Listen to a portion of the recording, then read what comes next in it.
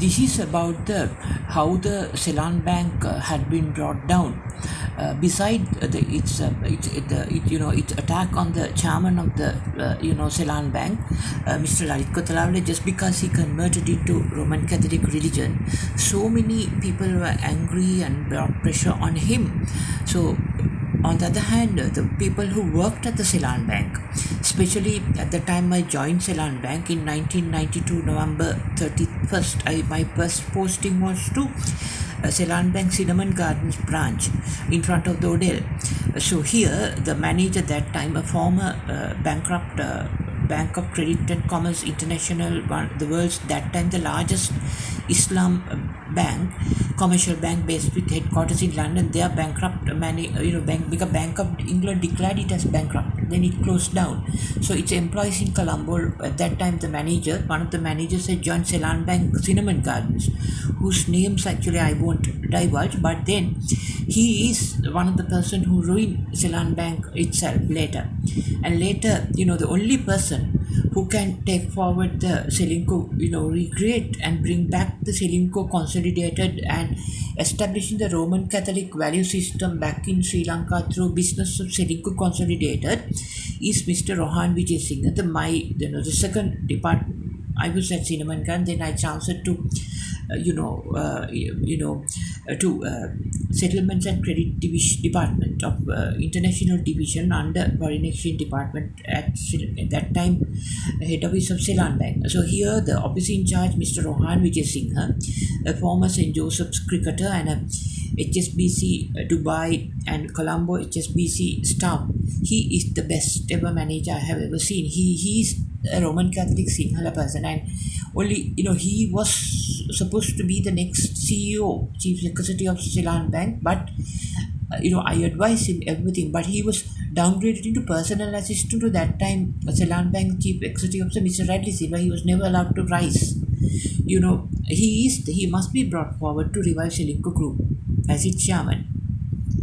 And other than him, subsequently the officer in charge who came, once he was transferred out of the settlement and credit department, there was another manager, officer in charge came from Bank of Ceylon. He is responsible for the bankruptcy of the Seylan Asset Management Limited primary deal of the Seylan Bank that time, and Ceylinco Financial Services and Securities Group, and now who is migrated and out of Sri Lanka in Canada after robbing the wealth. And together,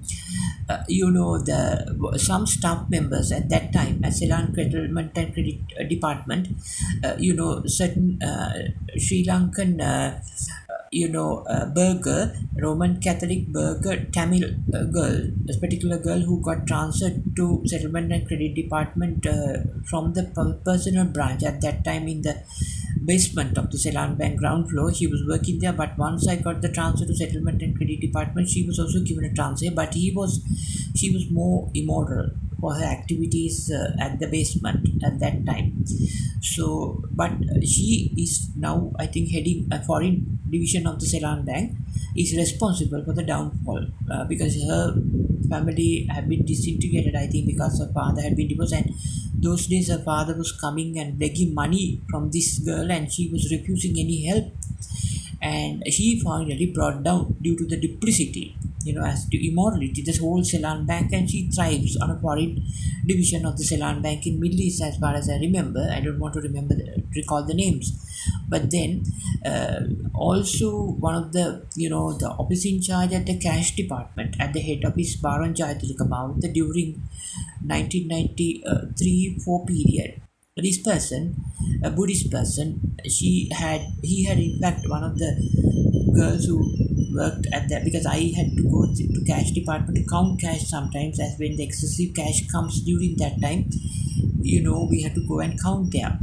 So one of the girls there told me that one is I think she's one, I don't know to recall the name. She told me that when she went together with him to the vault, which is like a locked area, to take out the cash, she was raped inside the vault at the headquarters of the Seylan Bank, Baron Jayathilikama, by this person. And then after my cash counting is over, normally I go back to my settlement and credit department. So what happened was, later I asked her to get a transfer from there, and she subsequently moved out.